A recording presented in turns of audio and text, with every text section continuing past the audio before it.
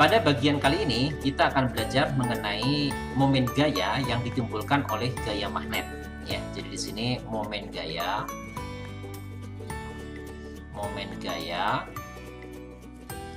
oleh gaya magnet ya, gaya magnet. Nah, pada peristiwa ini dapat terjadi biasanya pada motor listrik ya. Jadi motor listrik ini prinsip kerjanya adalah munculnya momen gaya yang ditimbulkan oleh gaya magnet. Jadi misalnya begini, kalau di sini misalnya kita punya apa ya, kumparan ya, bentuknya seperti ini misalnya ya. Nah, jadi di sini misalnya ada kumparan kayak gini misalnya ya. Nah, kemudian si kumparan ini dibuat bisa berputar pada sumbu ini ya, yang Bapak buat titik-titik ini ya. Nah, kemudian si kumparan ini seperti biasa, dia misalnya dialiri arus ya. Jadi di sini dialiri arus, misalnya seperti ini I-nya. Ini juga sama ya. Ini ada I, ini juga sama I. Nah, di sini juga ya. Ini arusnya satu loop gitu ya. Nah, kemudian si kumparan ini, jadi kumparan yang dilalui arus I ini, kemudian ditempatkan dalam medan magnet. Misalnya pada saat itu ya, itu medan magnetnya katakan saja ke arah kanan. Ya, jadi di sini kita gambarkan medan magnetnya ke arah kanan seperti ini. Nah, ini ya. Jadi yang Bapak gambarkan dengan warna biru ini adalah medan magnetnya B. Nah, sekarang kalau kalian terapkan kaidah tangan kanan, ya, coba terapkan kaidah tangan kanan, maka kawat yang ada di sisi kiri dan sisi kanan, ya, itu akan dikenai gaya. Sementara kawat yang sejajar dengan medan, ya, itu tidak akan ada gaya kan ya, karena dia sejajar. Oke, jadi kawat yang sebelah kiri, jadi sebelah kiri itu maksud Bapak yang ini ya. Jadi yang ini, warnanya coklat ini nih. Nah, ini sebelah kiri ya. Nah, ini ada arus ke sana tuh. Coba terapkan kaidah tangan kanan. Jadi kalian bisa terapkan jempolnya ya, itu masuk ke layar, ke bidang gambar. Kemudian B-nya arahkan ke kanan ya. Nah, nanti kalian punya arah gayanya kemana nih? Jadi arah gayanya, kalau kalian terapkan kaidah tangan kanan, itu arahnya adalah ke bawah. Coba ya, terapkan kaidah tangan kanan. Nanti di sini muncul gaya arahnya ke bawah. Ya, ini F. Nah, sementara kawat yang sebelah kanan, ya. Jadi kawat sebelah kanan itu yang warnanya ini ya, Bapak ganti dengan warna warna ungu ya. Nah, yang ini kawatnya. Nah, ini dilari arus ke sana ya. Coba terapkan kaidah tangan kanan. Maka pada kawat itu akan ada gaya ke atas, ya. Cobain, ya. Terapkan kaidah tangan kanan. Bener nggak? Ke atas. Jadi I-nya keluar sini, kemudian B-nya ke arah kanan ya. Jadi gayanya ke atas. Nah, sehingga si kumparan ini itu akan mendapatkan momen ya. Jadi di sini malah momennya berpasangan. Ini sering disebut dengan momen couple jadinya. Jadi kawat yang sebelah kiri dia dikenai gaya ke bawah, kawat sebelah kanan dikenai gaya ke atas. Jadi nanti kumparannya akan berputar ya. Akan berputar seperti ini. Jadi kalau kita gambarkan panjangnya saja kurang lebih begini ya. Jadi kan ini kawat bisa berputar di tengah sini. Nah, ini ada gaya ke atas ya. Jadi ini gaya ke atas F. Nah, ini ada gaya ke bawah F juga gitu ya. Sehingga bagian ini itu akan berputar seperti ini. Gitu. Oke. Nah, kalau misalnya panjang kawat ini, yang panjang ini ya. Ini kita tuliskan misalnya panjangnya adalah L misalnya ya. Ini misalnya panjangnya adalah L. Kemudian lebar yang ini ya, kita sebut saja misalnya X misalnya ya. X gitu. Nah, berarti kan jarak kawat yang lurus panjang itu ke pusat putarnya itu kan ini berarti setengah X ya. Ini juga sama. Nah, ini ke sini setengah X gitu ya. Nah, jadi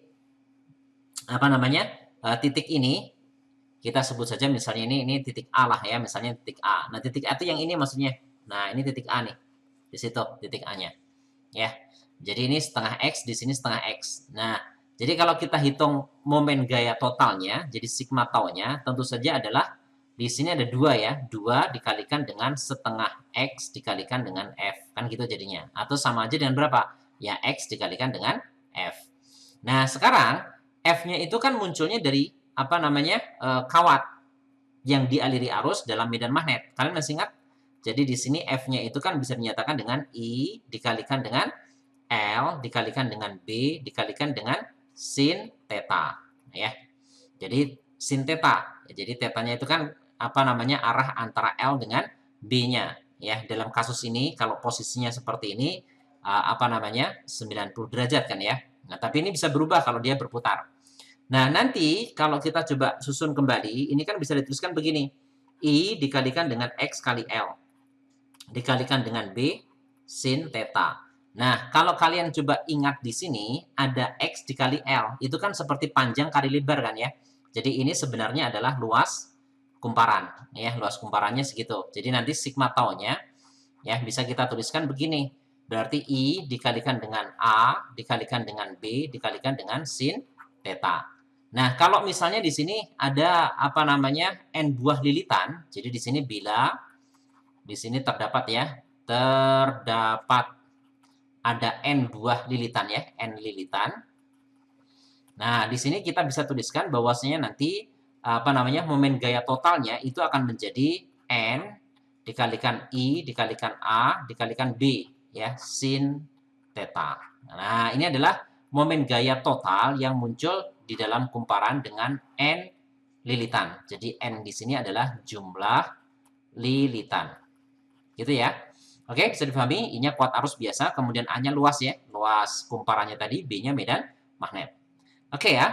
Jadi itu munculnya momen gaya ya yang disebabkan karena gaya magnet ya, yang bekerja pada kawat berarus listrik. Nah, biasanya konsep semacam ini itu dipakai pada motor listrik. Oke ya, mudah-mudahan bisa dipahami.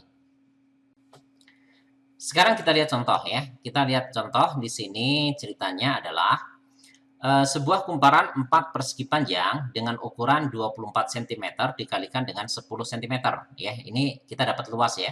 Jadi luas kumparannya adalah 24 cm dikalikan dengan 10 cm gitu ya. Atau bisa kita tuliskan ini adalah 240 ya. Ini cm persegi gitu. Nah, kalau kita ubah ke SI ya, ini bisa dituliskan 240 cm itu kan 10 pangkat min 2 karena dikuadratkan jadi kali 10 pangkat min 4. Nah, ini meter ya persegi, atau bisa kita tuliskan 24 lah ya kali 10 pangkat min 3 ya meter persegi. Nah, ini luas kumparannya. Kemudian memiliki 40 lilitan. Jadi di sini jumlah lilitannya N itu sama dengan 40. Terus berada dalam medan magnet serba sama B itu sama dengan 0,5 ya. Ini Weber per meter persegi atau Tesla nih ya. Jika bidang kumparan sejajar medan magnet, jadi bidang kumparannya sejajar. Jadi sama persis dengan yang kita gambarkan tadi ya. Jadi yang sebelumnya sudah kita bahas. Jadi seperti ini ya. Nah, bidangnya seperti ini. Kemudian di sini ada medan magnet. Misalnya medan magnetnya ke kanan ya. Jadi sama persis dengan tadi. Nah, ini ke kanan seperti itu. Nah, kemudian jika bidang kumparan sejajar medan magnet tadi ya, dan momen couple, jadi momen couple itu maksudnya momen pasangan yang seperti tadi, yang bekerja pada kumparan adalah segini, ini momen couple-nya tadi, maka arus yang melalui kumparan berapa ya. Nah, jadi tadi kan sudah kita rumuskan ya. Jadi misalnya apa namanya? Arah arusnya seperti ini gitu ya. Nah, nanti kalau terhadap sumbu ini dia bisa berputar begini kan tadi ya. Nah, gitu. Nah, sementara momen gaya totalnya itu kan bisa kita tuliskan ya. Apa namanya? Sigma tau-nya tadi masih ingat rumusnya ya. Bisa ditulis naib atau nabi atau bina atau apalah ya. Biasanya sih untuk menghafalkan saja ini dituliskan NABI ya, nabi sin theta gitu ya.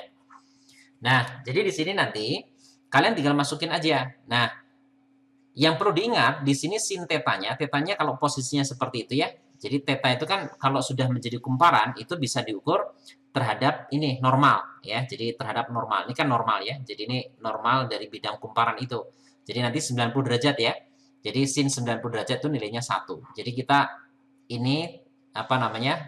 Tuliskan 1 nilainya. Sin theta sin 90 derajat sama dengan 1. Nah, yang ditanyakan adalah kuat arus di sini kan ya. Maka kuat arus ya yang melalui kumparan adalah, jadi I yang ditanyakan. Jadi kalian susun saja, jadi sigma tau. Nah, ini dibagi dengan berapa itu? Dibagi dengan N kalikan A dikalikan dengan B. Kita masukkan angkanya. Tadi disebutkan momen gayanya adalah 1,44 ya. Jadi 1,44 Newton meter. Dibagi N-nya, N itu jumlah lilitan, itu tadi ada berapa? Jumlah lilitannya ada 40 ya, yang ini. Jadi ini 40, kemudian luasnya tadi 24 ya kali 10 pangkat min 3, kemudian B-nya 0,5 gitu ya. Oke, jadi nanti kalau kita coba lebih sederhanakan lagi, 1,44 itu sebenarnya 1,2 kali 1,2, ya kan? Jadi 12 kuadrat itu kan 144 ya. Nah, kemudian di sini 40 kalian kalikan dengan 0,5, berarti 20 ya. Jadi di sini 20, kemudian di sini ada 24 kali 10 pangkat min 3.